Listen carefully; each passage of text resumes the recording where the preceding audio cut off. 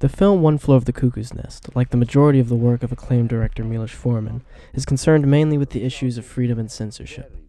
See also Amadeus, his other Best Picture Oscar-winning stage play adaptation, which shows how the music of Mozart was considered by his contemporaries to be vulgar in content, excessive in length, and esoteric in its references, to the point that it was constantly under the threat of complete or partial censorship. See also Man on the Moon, a character study into performance artist Andy Kaufman, whose bizarre behaviors and confrontational attitude contributed to a reputation of infamy and inspired censorship which he actively attempted to subvert and satirize. See also The People vs. Larry Flynt, about the efforts of the publisher of Hustler magazine to protect his publication from censorship under the banner of free speech. See also Valmont, based off of Les Liaisons Dangereuses by Delaclos, a work which itself was censored and banned in the era of its initial release, which chronicles the taboo nature and suppression of sexuality and innuendo in pre-revolutionary France. Forman's interest in the topics of censorship and the dangers of unchallenged authoritarianism can likely be traced back to his country of origin, Czechoslovakia, which was still under communist control by the time he relocated to the United States after his film The Fireman's Ball was banned for its apparent criticism of communist governments. By analyzing the first act of his arguably most successful cinematic treatise on the issue of censorship, One Flew Over the Cuckoo's Nest, one can better understand Forman's attitudes towards unchecked power in the name of communal prosperity, the reasons behind these beliefs, and the manners in which he relays these opinions to the audience through example and consideration. The opening shot of the movie is a wide panoramic of a beautiful early morning setting with mountains in the background. The shot lingers on a car passing through on the bisecting road, presumably Nurse Ratched on the way to the mental hospital, which we next cut to and which the story almost never leaves for the remainder of the film. This is done to show the contrast between the inside and outside worlds of the hospital and the outdoors, and to create a nostalgic image of the uncorrupted open nature that we only get further and further from as the story continues. The camera glides past the sleeping patients and their disturbing sketches hung upon the walls. This is done to quickly establish their disturbed mental states. This is also notably one of the few uses of a dolly shot in the film, the rest of the camera setups consisting mainly of stationary, almost documentarian cinematography, to lend to the realism of the setting, based off of the cinema verite approach of similar titles like The Tittycut Follies. Forman would even roll cameras when actors were unaware to collect candid footage and reactions of the cast to aid in the film's verisimilitude. The method approach of many cast members towards their performances afforded him this ability to capture them as they remained in character even between takes, which allegedly disturbed Nicholson. Next we see Nurse Ratched unlock a gate, cross a long hallway while finding a key for the next door which she unlocks, and pass through 3 security guards. This is to show how trapped and isolated the patients are. Furthermore, the location is not only physically separated from the outside world, but seemingly stuck in the past as well. The movie takes place in 1963, but owing most likely to the strictly authoritarian and conservative manner in which Nurse Ratched runs the place, everything is old, unused, or looks like it may have just as well been taken from the 1940s. The 48-star U.S. flag, which became obsolete with the vote for Hawaiian statehood in 1959, can even be seen on one of the patients' table, demonstrating just how behind the times the hospital truly is. Part of the way Ratched maintains her control is by adhering to and enforcing a consistent and unchanging set of rules within a cultivated environment, ostensibly for the comfort of her patients, but evidently for her own ease of manipulating and challenging those she has been placed in charge of caring for. Next, we see further evidence of this accepted routinization, as the guards unlock sleeping patients' restraints and the nurses prepare for medication time. Medication time. As old-fashioned music plays over record, each patient silently takes their medication. One even sticks their tongue out for the nurse to give them the pill, showing just how regular this process is. The only one to show any resistance is the chief, who has to be pulled by the arm towards the window for his medicine.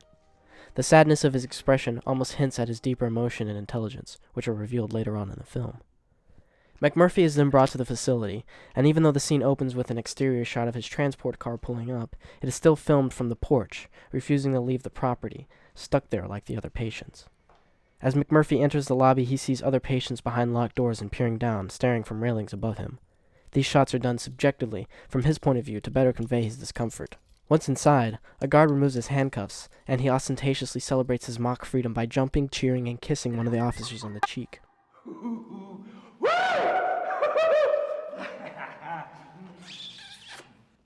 As we learn later, McMurphy has been faking insanity for the sake of being transferred from his labor prison to a psych ward, somewhere he believes he will have more freedom and less discomfort.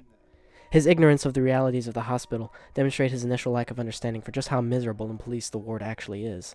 The situation renders itself slightly more clearly to him once he passes through the final locked gate, when he stops dancing and looks around at his new fellow patients. He sees some of them playing a card game and goes over to greet them. As he makes the rounds, we are introduced to principal characters by not only their names, but also by their behavior and interactions with the others. Billy is shy, but demonstrates a personable attitude and politeness. Cheswick is antsy and follows McMurphy with his untrusting stare. Harding ignores the issue at hand and keeps quiet. Martini shows disregard for the rules by glancing at the other's cards. Harding maintains his cold shoulder until Martini wanders off after McMurphy. This early scene demonstrates not only McMurphy's interest in, joy for, and capacity to create chaos in a routinized place, but also serves as a microcosm and trial version of the disruption and trouble he is due to cause the whole ward as the film progresses. The casting of Jack Nicholson, an established actor known for his charisma and intensity, is also important in the context of the unknown cast of actors which surround him. This film notably has the first film appearances of Danny DeVito, Christopher Lloyd, and Brad Dourif, which makes it more believable that they would adopt the movie star Nicholson as their leader.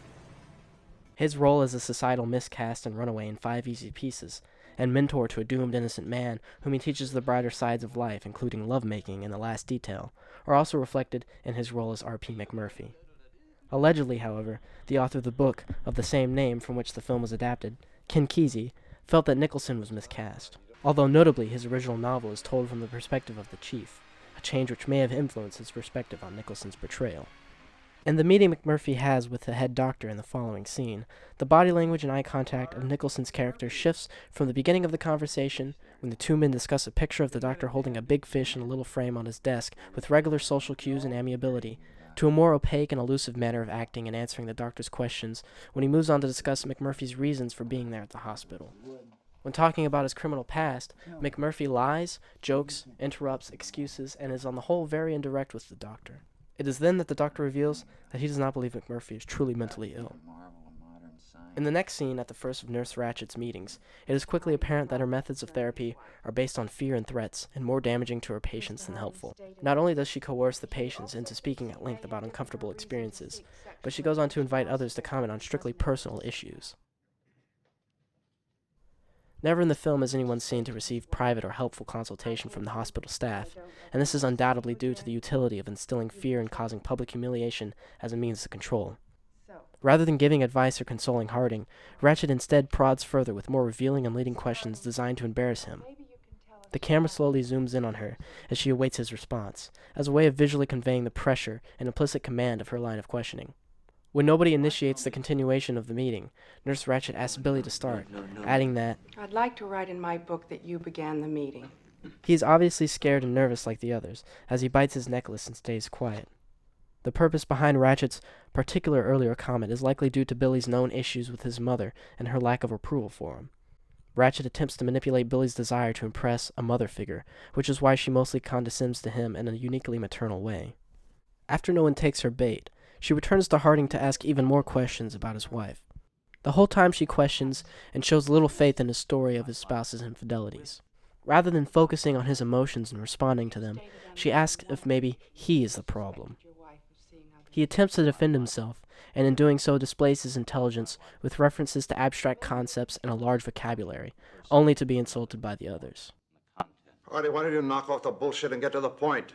This volley of slanders escalates into a shouting match, which pulls all the neighboring patients in. The whole time, Ratched is uncharacteristically silent on the present issue, not even in the frame for the majority of the argument, even though she should obviously be trying to calm down the situation. Instead, she uses her control only to embarrass and torture them until the guards take care of it with violence and bodily restraint.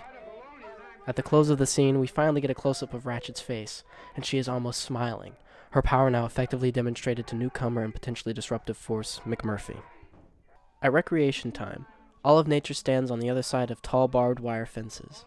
The concrete floor of the courtyard and remainder of the grounds are surrounded by the towering hospital building. Looming over like Ratched from one of its windows, watching McMurphy attempt to undermine her control and structure as he starts trying to teach some of the patients how to play basketball.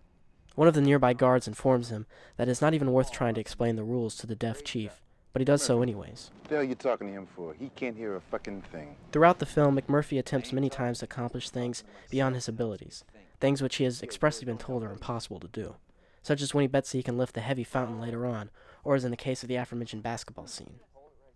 This exemplifies his will and his spirit, which motivate him to incite disorder and take risks, rather than submitting to a thoughtless traditionalism. He is not able to teach them how to play basketball or cards, and cannot lift the sink either. But for a second everyone wondered if he could, and the creation of doubt and the stability of the status quo is ultimately his greatest weapon against Ratched. Later, when playing a game of cards, McMurphy is unable to hear over the music playing on record over the speakers. Christ almighty, do you nuts want to play cards or you want to fucking jerk? Play the game. Can't even hear us. He goes into the nurse's station to lower the volume, but is quickly made to leave and take his medication. He again asks to have the music lowered, but Ratched says it must be loud for the hard of hearing whom she is playing it for. However, clearly those who can regularly be seen playing cards, as it is with those attending the meetings, are the only patients on the ward capable of having a regular conversation or displaying a clear presence of mind.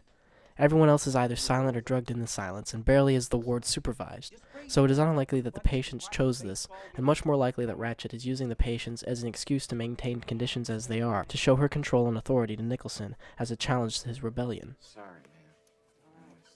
man. When he is given the medicine to take and understandably refuses it before asking what it is, he is told not to worry, and is threatened with forceful alternatives if he does not blindly swallow the pill. But I don't like the idea of taking something if I don't know what it is. Here again Ratched displays her condescension and sadistic enjoyment of exercising her power over another. He pretends to take the medicine, but never actually swallows. Harding, who is next in line, characteristically placates the authority and even thanks the nurse for the pill, serving now almost as a foil to Nicholson's anti-authoritarian characterization. When he learns of McMurphy's trick, he is shown to be fearful and paranoid of surveillance, worried that someone may have seen him spit out the pill. In response, McMurphy proposes a vague bet about screwing with Ratched, likely to show that he, in contrast, is not afraid of her. Yet again he makes an unlikely bet, not so much with the intention of winning, but with the goal of symbolizing an attitude of courage and rebellion. At the next ward meeting, McMurphy requests the schedule be changed and televisions turned on for the event of the World Series. Nurse Ratched denies this on the basis of sticking to the established schedule for the sake of the patients who take a long time adjusting to it. However, she has used this same excuse with McMurphy before, and so he persists. She then employs a seemingly fair and democratic solution when she offers to put the decision to a vote. McMurphy excitedly agrees and raises his hand, only for the others to cower or avoid eye contact. He tries to reason with and beg the others, but they are too afraid. Ratched stares in satisfaction at McMurphy's attempt to rally further votes before she finally smiles and tells them she only counts 3. Later that night, some of the patients are playing cards again when an argument arises. Come on, play the game. Listen, you keep your hands off me. Play the game. I've had enough bullshit out of you, do you hear me? McMurphy diffuses the situation by spraying them all with a water faucet and saying that he plans to watch the World Series anyway, by tossing the sink through a window and finding a sports bar with televisions in town. He invites others to bet on his doing so, and they all ask questions or warn him, showing that they at least partly take him seriously. This is important because it allows these patients to entertain the idea of freedom for the first and possibly a long time, and also importantly gives the chief an idea of how to get out, which he later uses. This is foreshadowed in a cut to a close-up of him after McMurphy first mentions the possibility of using it as a tool to escape. When McMurphy attempts to lift the sink, it is presumable that he knew he could never lift it by his first attempt, but despite this continues to try and try again to maintain the illusion for the others as long as possible. His carnage grabs attention, but it is his determination and spirit which inspire liberation and undermine authoritarian control, like that which Nurse Ratched uses to force Billy to repeat traumatic past events before everyone attending a meeting in the following scene. She continues to disregard and disrespect his personal testimony with contrary opinions, and instead only pesters him to answer her prying questions. Cheswick stands up for him and changes the subject of the discussion by asking for a recount of the baseball game vote. This time McMurphy has convinced the others to raise their hands, and all present at the meeting eventually vote in favor. However, Ratched argues that the other essentially unresponsive patients, who are not even present for the meetings, did not vote in favor, and therefore did not have majority rule. Again, she tricks McMurphy and shows her influence over the ward and how she uses her knowledge of it to maintain her power. After the meeting, Ratched stares at McMurphy from the nurse's station. In response to her unfairness, he begins to shout the play-by-play of an imaginary baseball game, which he pretends to be watching on the disabled television. Slowly, all the patients join in on his fantasy and cheer at the announcement of a home run. The camera pushes in on an irate Nurse Ratched, again to convey her intensity and to show her attempt to use fear to control the situation. When this does not work, however, she shouts on the intercom for them to stop. But McMurphy has already succeeded in giving them a baseball game after all. These themes of self-expression under the scrutiny of a suppressive power the dangers of blind obedience to authority, and the ways in which these opposing forces of the ostensible collective and individual identity and will attempt to cancel the other out, continue throughout the film and are supported with further examples and developments of the arguments Forman wishes to make about them, while allowing for ambiguities which invite further interpretation and personal reflection. Louise Fletcher, who won an Oscar for portraying Nurse Ratched in the film, has even said that she believes her character has good intentions and cared for the patients, but ultimately became corrupted and trapped by her own thirst for power. Unlike the patients at the beginning of the film, the viewer has the freedom to choose their own opinions on and cultivate an individual interpretation of the film's positions on these issues of power and autonomy, with the effective establishment and codification of these themes by Forman in the first act of One Flew Over the Cuckoo's Nest.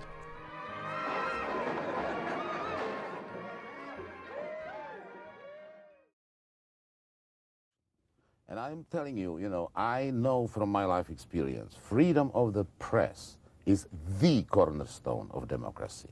It's not elections. They can be manipulated if you don't have a free press. It's not a free market. Hitler had a free market. It's the freedom of the press. And if you open the door to the censorship a crack, it will never stay open a crack. When you let the gene of censorship out of the bottle, you'll never put him back. And it will have a devastating effect on the quality of life. Not only that life becomes very boring, but life becomes very cruel. Because under the censorship, anybody finally who didn't agree with the official ideology and the official taste and official regulations is enemy of state and will be silenced. And if you can't, if people who are doing atrocious things because they have power, if they are not afraid that tomorrow they will read about it in the newspapers or on television, you are only encouraging this cruelty.